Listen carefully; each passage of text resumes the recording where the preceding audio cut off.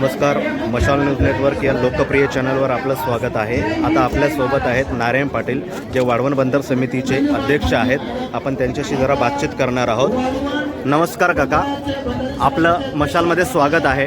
काय सांगाल, आजच्या या आंदोलनाची काय पार्श्वभूमी आहे?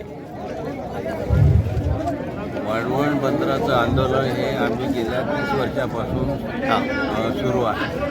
ह्या बंदरामुळे सर्व मच्छीमार, शेतकरी, बागायतदार, शेतमजूर आहे, अल्पभूधारक शेतकरी आहे, हा सर्व उद्ध्वस्त होणार। त्याच्यामध्ये आणखी आम्ही अनेक प्रकारचे आंदोलन हा प्रकल्प रद्द होण्यासाठी अनेक प्रकारचे आंदोलनाचे मोर्चे काढले, मानवी साखळी केली, उपोषणं केलं, नंतर अशा प्रकारचे आंदोलन होते।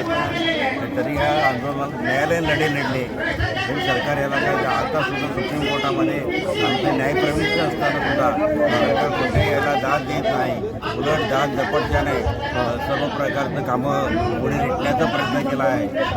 अनेक कोर्टाचे आदेश आहेत, हे कोर्टाचे आदेशसुद्धा दाबावर नसून जे आणि त्याचे जे काही कॉन्ट्रॅक्टर लोक आहेत त्यांना काय काम सुरू करण्याचं जवळजवळ त्याने दाद झपटणे करून ते काम सुरू करण्याचा प्रयत्न चालवला आहे। याला आमचा सर्व विरोध आहे आणि या संबंध जर बंदर झालं तर ही संबंध आणखी किनारपट्टी आहे, मच्छीमार उद्ध्वस्त होईल आणि त्याच्यासाठी आमचा ह्या बंदराला विरोध आहे आणि त्याच्यासाठी आम्ही अनेक प्रकारचे लढे उभारलेले आहेत आणि सरकारचं लक्ष वेधायचं याच्यासाठी आम्ही हे आजचं आंदोलन करतो। या आधी पण आपला मोर्चा आणि आंदोलन हे झालेलं होतं, विराट मोर्चा असाच निघाला होता। त्यानंतर काय घडलं? परत आपल्याला मोर्चा काढावा लागला। आम्ही 98 97ला मोर्चा काढला होता, 98ला मुंबई मंत्रालयावर मोर्चा नेला होता आणि त्याच्यामध्ये 60,000 गोदी कामगार सामील झाले होते। असं आम्ही 1,00,000 लोकांचा 98 साली मोर्चा नेला होता। तरीसुद्धा त्यानंतर त्यानुसार पर्यावरण संरक्षण प्राधिकरण आहे त्यांनी आदेश दिला, त्याच्यामध्ये ऑर्डर पास केली आणि त्याच्यामध्ये ज्यांना पियानो कंपनी होती, पेनिसुलर ओरिएंटल कंपनी होती, त्यांना परवानगी नाकारली आणि तेव्हा त्याने पळून निघून गेले।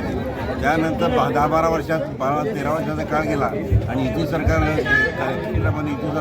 सत्तेवर आल्यानंतर मोदी सरकारने पुन्हा या ठिकाणी रद्द केलं होतं न्यायालय आदेशाने। त्याच आदेश असताना सुद्धा या लोकांनी पुन्हा बंदर इथे उभारण्याचा गाठ घेतला आहे आणि त्या आता पियानो जाऊन त्या ठिकाणी JNPT हे बांधण्याचं कॉन्ट्रॅक्ट JNPTला दिलं आहे।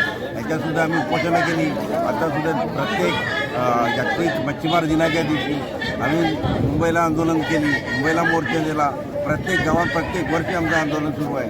तरीपणे सरकार त्याला दाद देत नाही आणि कुठल्या प्रकारचा आम्हाला ह्याच्यावरती विचार केला नाही सरकारने आणि त्या एवढंच नाही, न्यायप्रविष्ट आहे तेसुद्धा त्याने हे विचारात न घेता आपलं दालदपणे काम सुरू करणे म्हणून आमचं आंदोलन आता पण आहे आणि ह्याच्या पुढे पण सुरू राहील। आता आपलं शिष्टमंडळ आज कलेक्टर मॅडमना भेटायला गेलेलं आहे। काय अपेक्षा आहे, काय निर्णय येईल, काय अपेक्षा आहे, काय वाटतं तुम्हाला? आजच्या ह्या मोर्चा काढल्यानंतर शिष्टमंडळ जिल्हाधिकारी मॅडमने शिष्टमंडळ बोलावलं होतं। त्या शिष्टमंडळामध्ये सर्व बाजू मांडली। त्यानंतर कलेक्टर मॅडमने आम्हाला सांगितलं की सर्व तांत्रिक बाबीचा विचार करून शासनाकडे याचा अहवाल आम्ही पाठवू आणि आपली शासनाकडे योग्य प्रकारे बाजू मांडू अशा प्रकारचे आज शिष्टमंडळाचा जिल्हाधिकारी मॅडमने आश्वासन दिले। धन्यवाद। आपण मशालशी संवाद साधला। हेच हे होते नारायण पाटील, जे वाढवण बंदर समितीचे अध्यक्ष आहेत। त्यांनी आपल्याला आंदोलनामागची पार्श्वभूमी काय आहे, नेमकं कशासाठी हे आंदोलन आहे या संदर्भात त्यांनी आपल्याला माहिती दिलेली आहे। तदनंतर आता जिल्हाधिकारी कार्यालयामध्ये यांचं शिष्टमंडळ गेलेलं आहे। त्यानंतर काय निर्णय होतं हे पाहणं औत्सुक्याचं ठरणार आहे। अशाच ताज्या घडामोडी आणि बातम्या पाहण्यासाठी मशाल न्यूज नेटवर्क हे लोकप्रिय चॅनल सबस्क्राईब करा आणि पाहत राहा।